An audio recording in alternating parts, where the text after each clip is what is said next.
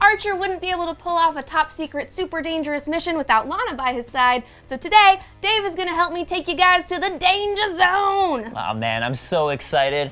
Normally I write in-depth videos about video games or chat about anime, but let me tell you, it's a dream come true to pander to the lowest common denominator of the internet with you. Oh my gosh, Dave, stop, you're like so sweet.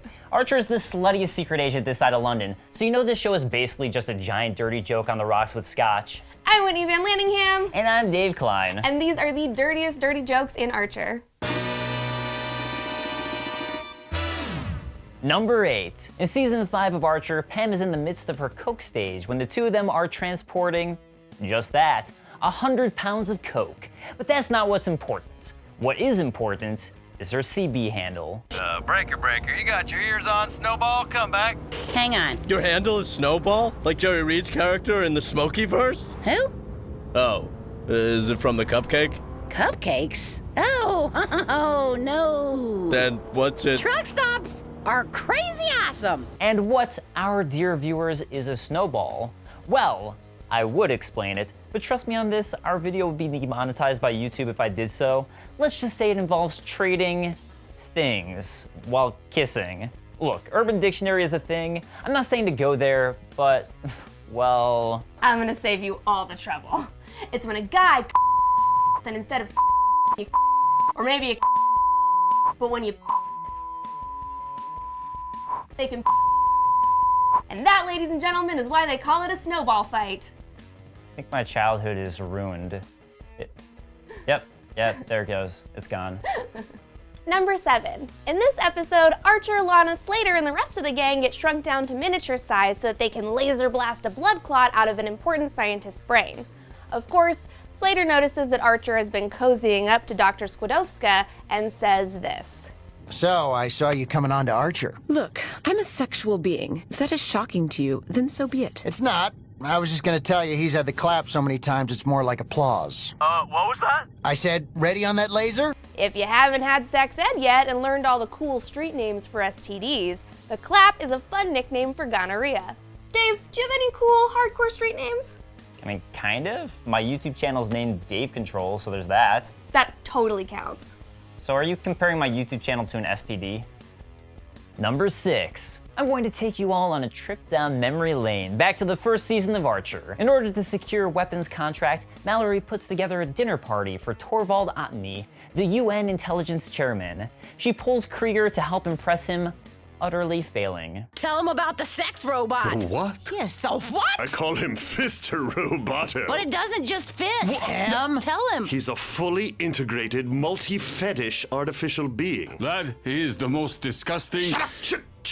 And the best part is that he's learning. I'm not sure why this fails, as if you've ever seen what current day sex robot dolls look like, it's frightening, and they need serious innovation. But Fister Roboto has a certain ring to it. A ring that says, I'm a robot, but I'm going to fist you. And imagine if you combined a weapon contract with an army of Fister Robotos. Hold back the nukes. We'll fist them to death. I'm not sure if that's worse or better than a bullet. I mean, I'm sure some people would enjoy it. What porn do you watch? Do you want me to show you? Number 5. After Cyril cheats on Lana, Mallory sets forth a new no-banging policy at the agency. Cheryl tries to break up with Krieger because he's just not doing it for her in the bedroom. That's when they have this conversation. And now, a sad moon is on the rise. I know, devastating, but it's not you, it's your weak womany hands. They're not- It's like being choked by a child, which I thought would be hot. Hey man, I can't judge you for wanting to get choked out like Hulk Hogan putting Richard Belzer in a sleeper hold, but don't bring tiny child hands into the equation.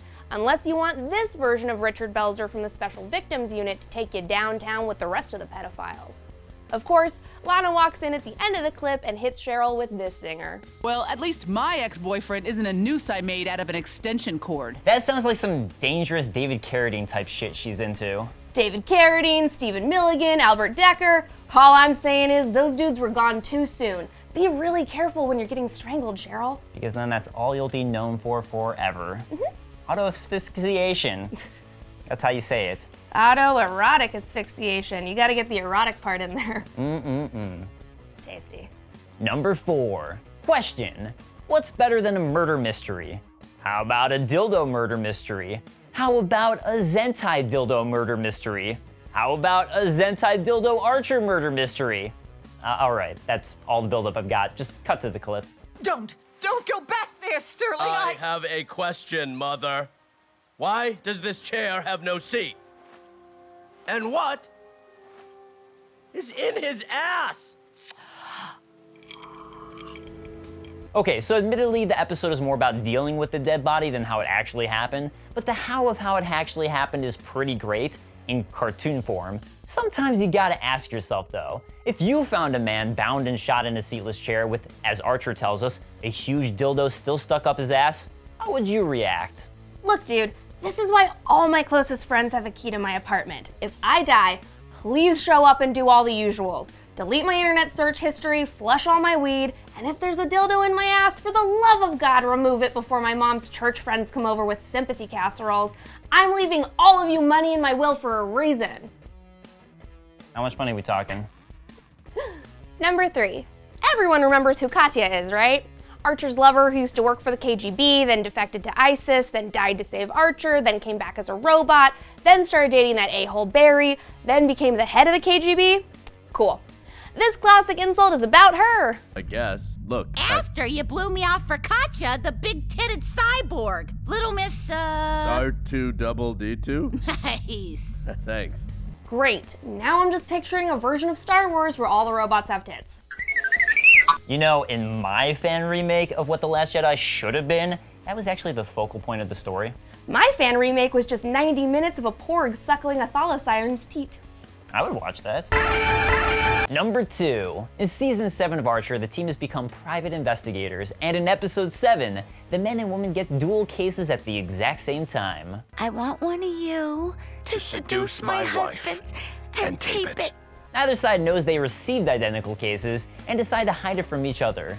The men and women of the team both end up separately taking bets on which man can seduce the wife and which woman can seduce the husband. This leads to a full episode of grooming Cheryl, Pam, Cyril, and Krieger to make them, presentable?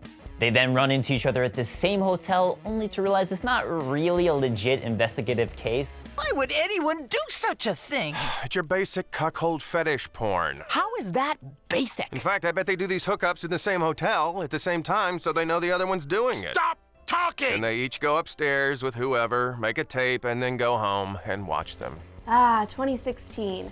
My ancient sacred fuckboy calendar calls it the year of the cuck. You know, CNN literally just had an article just last week stating that cuckolding could be positive for some couples.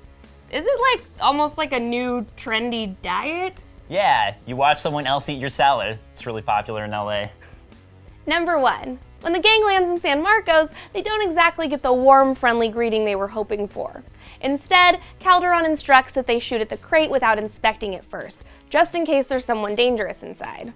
God damn it! Who the hell drilled my box? So, we're just done with phrasing, right? That's not a thing anymore? Maybe the writers and the cast were all sick of the phrasing jokes, but not me. All right, what's better, phrasing or that's what she said? Phrasing, obviously.